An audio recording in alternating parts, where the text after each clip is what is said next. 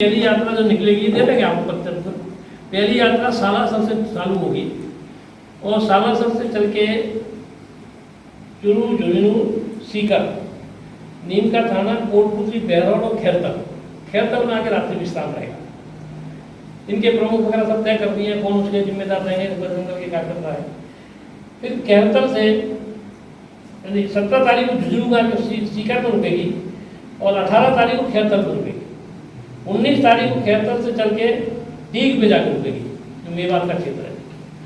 और 19 तारीख को भरतपुर जाकर रुकेगी। 20 तारीख को वहाँ से आकर के सरमथुरा रुकेगी और 21 तारीख को सवाई माधोपुर। 22 तारीख को बगरू, टोंक, जयपुर ग्रामीण, चोमू और 24 तारीख को जयपुर में आकर के इसका समापन। यात्रा कब से शुरू होकर के 24 को जयपुर में आके समाप्त होगी। सालासर हनुमान जी से शुरू होगी और जयपुर में आकर के आदर्श विद्या मंदिर जो अम्बाबाड़ी में, वहाँ इसका समापन होगा।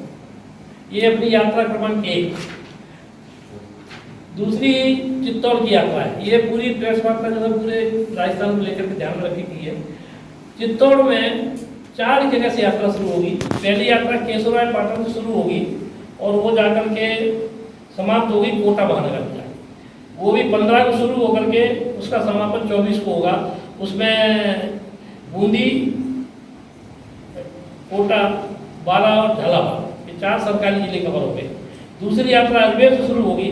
वो अजमेर, भीलवाड़ा शुरू होकर के भीलवाड़ा में समाप्त होगी।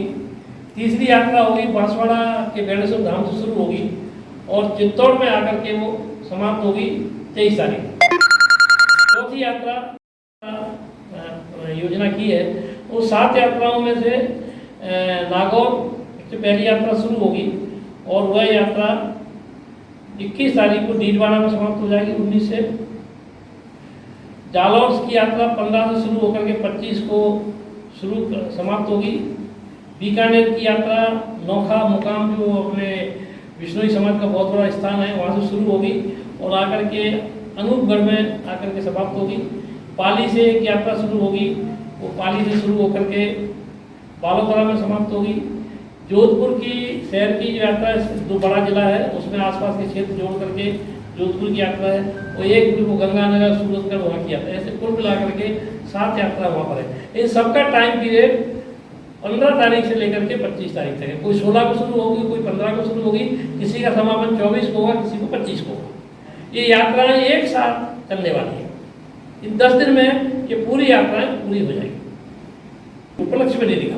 उपलक्ष्य में हमने 60 साल बाद अपने संगठन की समीक्षा की और समीक्षा करने के बाद ध्यान में आया कि अभी हम राजस्थान के 36,000 गाँवों में से मात्र 2,500 गाँवों तक पहुँचे हैं।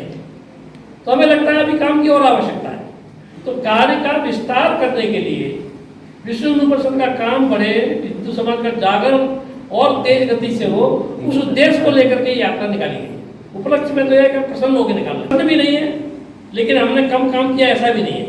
काम क्या किया है आप सब लोग समझ सकते हैं।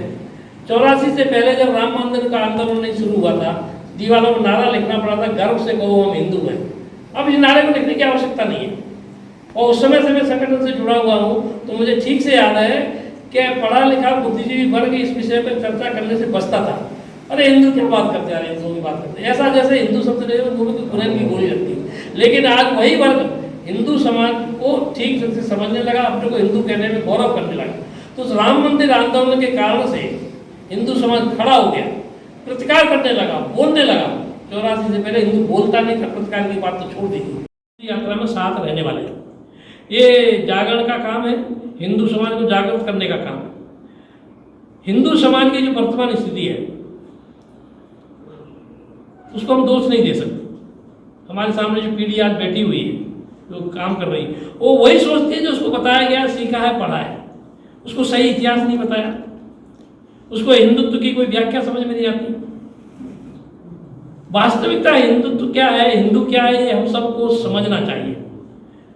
संगठन के काम से कई वरिष्ठ अधिकारियों से मिलना होता है, कई बुद्धिजीवियों से मिलना होता है। आप आश्चर्य करेंगे, वो ऐसी इसी स्तर की बातें करते जिसको सोच करके कई बार मन में बड़ा अच्छा नहीं लगता कि ये व्यक्ति भी हिंदुत्व के बारे में, हिंदू समाज के बारे में ऐसा सोचता है। लेकिन हिंदू समाज पुरुषार्थ में कम नहीं है, विद्वता में कम नहीं है, किसी चीज में हिंदू समाज कम नहीं है। लेकिन हमारा जो गौरव है, हमारा जो अतीत है, जो हमारा शौर्य है, उसको हम भूल गए।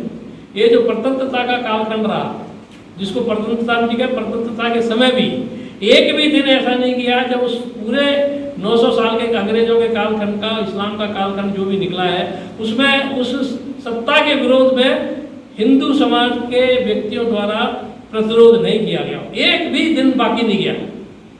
कुतुबुद्दीन ऐबक, मोहम्मद गौरी से लेकर के 1947 अंग्रेजों तक